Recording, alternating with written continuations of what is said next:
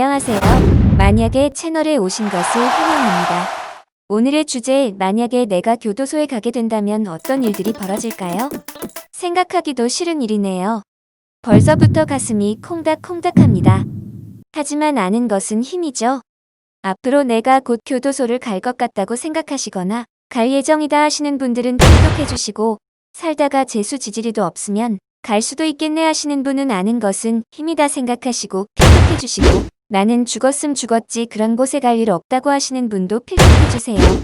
지금 정치권 전 여당 야당 정치하는 사람들과 정치했던 사람들, 그리고 1인지상 만인지하의 순실이도 전직 대통령 세 분도 나는 절대 갈 일 없다고 생각하던 사람들이다. 크크크크. 웃자고 하는 말에 기분 나빠하지 마시고요. 지금부터 한번 알아보겠습니다. 어느 날 김아무개 씨가 회식을 마치고 직장 상사를 모셔드리기 위해 운전대를 잡고 맥주 한 잔 마셨는데 뭐 괜찮겠지? 이렇게 생각한다. 그런데 잠시 한눈 팔고 방심한 사이에 인명피해 교통사고가 났고 경찰 조서를 받고 유치장으로 갔다가 이튿날 구속영장 발부를 위한 영장실질 심사를 받고 정신을 차려보니 김아무개 씨는 교도소 앞에 도착해 있었다. 포승줄에 꽁꽁 묶인 채 교도관에게 인계가 되어 저 벽만 넘어가면 이제는 사회와 분리가 된다는 두려움과 공포감을 안고 벽 넘어 교도소 안으로 들어간다. 신상 정보를 확인하고 바닥에 카메라가 있는 곳에서 쪼그려 앉아서 학문 검사를 하고 사회복을 벗고 죄수복으로 갈아입었다. 학문 검사는 혹시 마약이나 담배, 라이터 등 소지할 수 없는 물건들을 똥꼬에 숨겼을까 하고 모든 수용자들이 교도소에 들어오면 하는 검사라고 한다. 열애는 없다라고 하는데 그럼 높으신 그분들도 했겠죠? 크크크. 그리고 지금은 카메라로 확인하지만 불과 10몇 년 전에는 교도관이 직접 확인했다고 한다. 뿌웻, 더러워.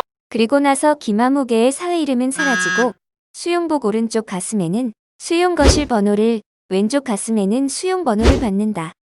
예전에는 교도관들이 철저하게 수용 번호를 불렀지만 요즘은 인권이 좋아져서 이름을 불러준다고 한다. 수용복으로 갈아입은 나는 앞으로 재판이 끝날 때까지 지내게 될 수용거실로 간다.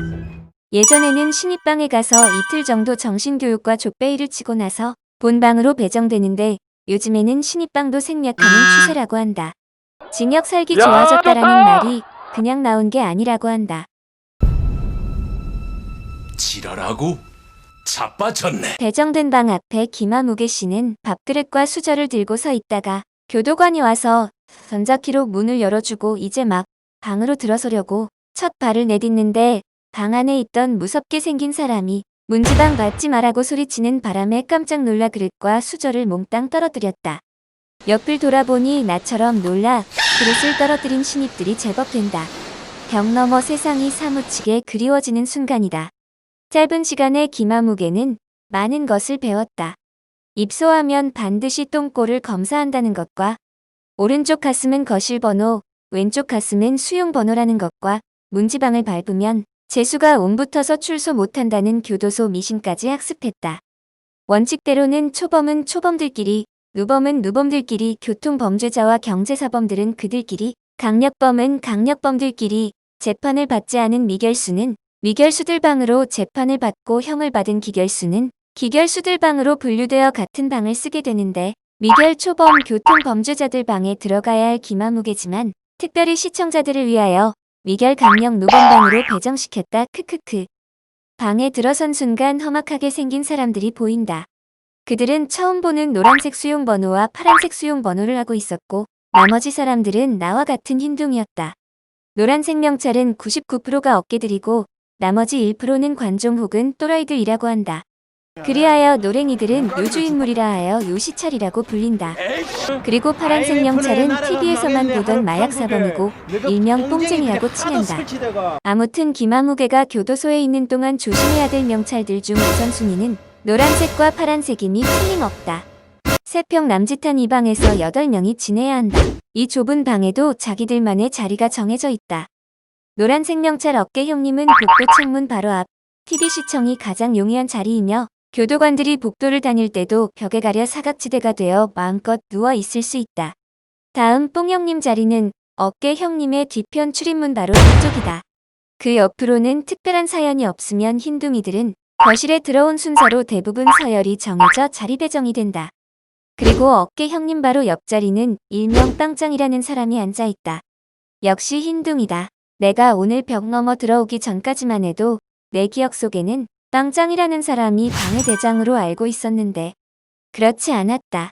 빵장조차 함부로 할 수 없는 무소불위의 힘을 가진 교도소의 넘사벽. 노란 명찰 어깨 형님이 방의 실세이고 빵장은 어깨 형님의 바지 사장 정도 되는 위치이다.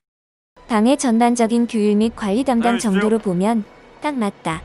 그리고 일반 서열에서는 꼴찌이지만 특별한 사연으로 서열이 등업되는 경우에 흰둥이들이 있다.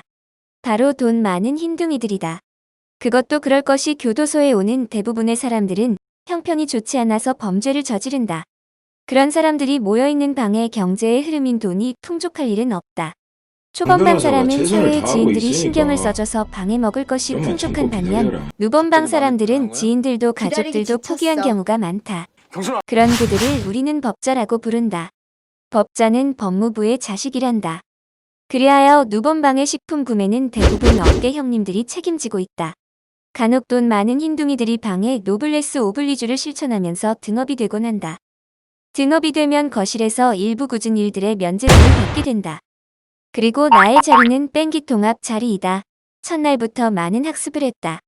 교도소에서는 반드시 색깔 구분을 잘해야 되고 처음 들어온 사람의 자리는 뺑기통 앞에 가야 된다. 그리고 시간 속에 갇혀있는 이곳에도 돈은 통한다. 역시 자본주의는 대단하다는 걸 깨달았다. 그렇게 교도소에서의 첫날 밤을 맞이한 김아무개에게 처음으로 노란색 어깨 형님이 말을 걸었다. 어이 김아무개 씨, 반찬통 잘 챙겨놨다가 새벽 4시에 두부 장수 오면 까먹지 말고 잘 받아 놓으셔. 내일 아침에 먹을 거니까. 김아무개 씨는 우렁차게 대답하고 이불 속으로 들어갔다. 모든 만감이 교차하고 하염없이 눈물이 흘렀다. 흑흑 지금 시간 새벽 3시. 애타게 두부 아저씨를 기다리다가 분명히 4시를 한참 넘어서 깜박잠이 들고 일어나 보니 아침 기상시간이다. 어깨 형님이 잔뜩 화가 난 모습으로 두부 받았냐고 묻는다. 다들 고소하다는 듯이 낄낄거린다. 시간이 지난 후 알게 된 것은 그들도 나처럼 두부를 받기 위해 나를 세워본 흰둥이들이었고 결과는 누구도 두부를 받은 사람이 없다고 한다.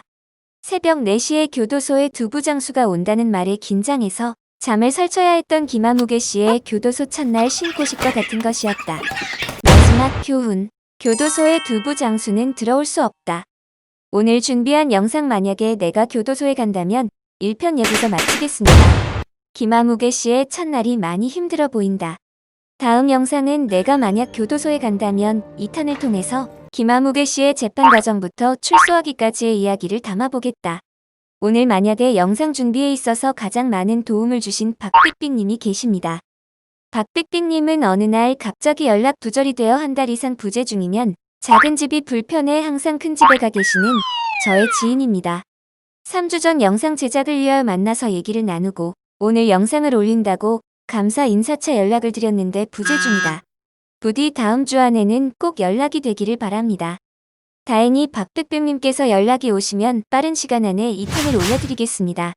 하지만 만약에 박빅빅님이 연락이 안 된다면 아마도 2탄은 1년쯤 후에야 만나보실 수 있을 것 같습니다.